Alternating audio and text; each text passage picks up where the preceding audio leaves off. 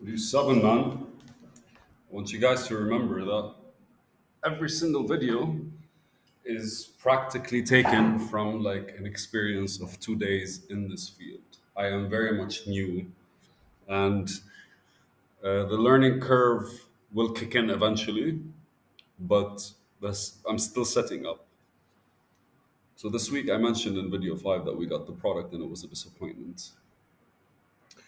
What I did not expect was how much of a disappointment it would be for the partner who suddenly went from we're partners in this to I'm the CEO and you are replaceable. It's funny. I probably triggered that even though I really thought about my response like five, six times. I went through my head and I figured the best way to actually be honest and straight to the point.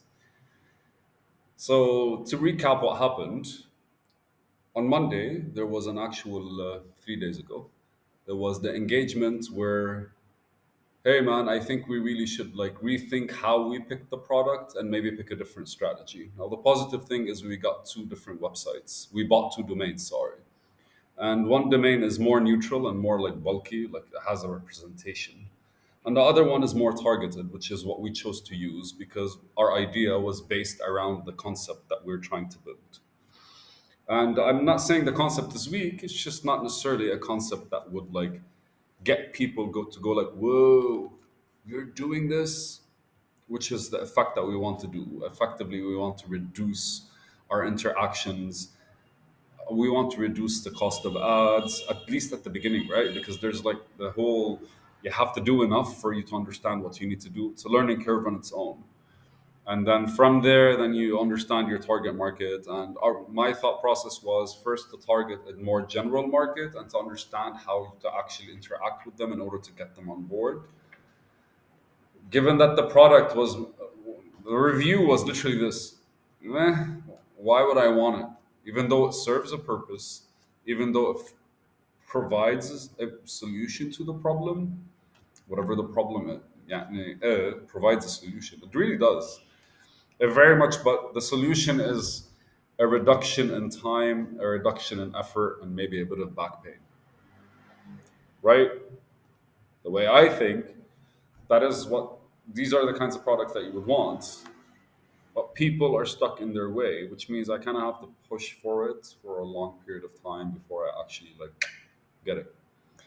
Before I get like the results that I want, before I'm able to reach the sales that I want. Remember, the whole goal of this is to be able to make sales, and everything that we're trying to understand right now is how we're going to reach that point, which is a feedback loop that we need to enter and enter and enter and enter all over again. And anytime we get feedback, we have to change something. We have to create the environments for change and all these like good, cute stuff that allow people to evolve and improve. Sadistically, the owner of the company, current CEO, I smile because it should be upsetting to me, but in a way I expected it. His solution was to add more products so that the actual store becomes a bit more hefty and we have more products to brand and market. Branding for him is just adding the logo.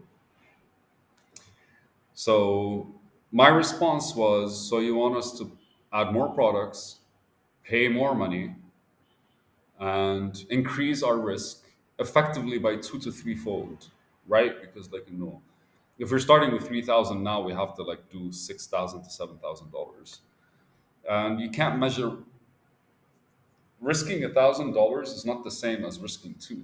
That's double the amount, right? But we're already risking three, so three for it to scale up to six. But we're targeting the whole like small business cap because any small business is between 6,000 to like 10, 15,000 maybe, and medium-sized businesses are between 15 to 100.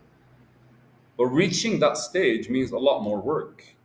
And I pointed it out as well in my response. And I laughed because my response was a bit more, no, what the fuck are you on, man?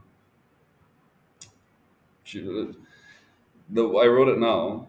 What I wanted from him is to be a bit more professional in his thought process, but he managed to professionalize his enthusiasm. Let's use that word.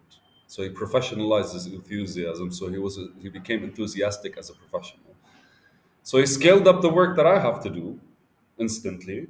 On top of all of that, he started like assigning duties for random people within his circle in order to find solutions for a couple of the products that we have so we can actually build them locally. I'm the guy that's gonna have to actually interact with all of those. So I'm like, no, this is what you're doing. But I said something, I'm like, no, of course we're still gonna succeed because that's what I'm learning to do and I'm involved and the plan is to succeed. But are you willing to our budget didn't even double, man. Like our budget went from like 6K between the marketing, advertising, the logo, the manufacturing, the branding, the shipping, all these little details, fucking delivery, man, right? Like that eats from either eats from the initial investment or eats from the product's profit. And it went from like 6 to 15K easy just by adding these few products. Shipping alone for a couple of those products is like 70% of their price because they're heavy. And so our entire initial strategy for us to kind of like pick the simpler products that are not very heavy, that are not very, like for us to like manage the cost on every single level. What he did effectively did was completely destroy that strategy and like stick to the idea that we wanted to build instead of like trying to find and outsource a different product and figure something else new. It's probably not his job. It's my job. Like, find a good product, regardless of what field it is in: home appliances, fucking electronics, outdoorsy games, men's grooming, female fashion, whatever. Like, find a product, and from there, I can actually I can recreate the brand. I can recreate the strategy. I'll figure out a way. That's my job. But effectively, what he did was add more stuff, and that led to a lot of emotions from his side, which I did not want to reciprocate, and it led to some threatening, and it made me realize that in my 3-bit series where I was talking about dealing with partners, there's a lot of stuff as well that you have to kind of hold in account for when you're dealing with them, that has very much to do with them and not with the business itself, because for them, whatever they're doing is not separate than what their life is. Ultimately, the way he's looking at it, I mean, I'm looking at what I have to do in order to reach success. He's imagining when he reaches success how he's going to invest his money back in the business, right? I've been in that position. I've worked in companies before. I've built companies before when I was in West Africa. And that was my thought process. Like, all right, so now we're building this and we're going to succeed. But the work starts when you're done building. And I don't think I'll be able to like show him that unless he becomes more humble and accepts that he has to learn some stuff, which he refuses to do because all he does is read for like 5 seconds, whatever it is that we're supposed to be doing. Then he goes like, "I got it." And to know something is different than to know something. Einstein once said it: "A fool could know, but it takes a true genius to understand." Because like the actual effort comes into isolating the principles that lead to its success and understanding why they happen and what are the things that happen. And for me to be able to explain that, so I've been reading books for the past 4 years. I've been like working in companies for the past 15, building companies for the past 15. I don't it maybe it comes more naturally to me because it's part of my experience than his. But the reality is there's nothing I can do without him actually waking up. And suddenly I'm in this position where I go like, okay, so if you do what he tells you to do, because that's what he believes is right, and ultimately he comes up with any idea he comes up with, the minute I discuss it with him, it fucking changes.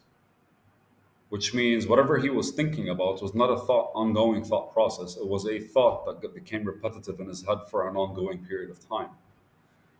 And It's almost like just I'm here for his satisfaction and for him to claim being a boss.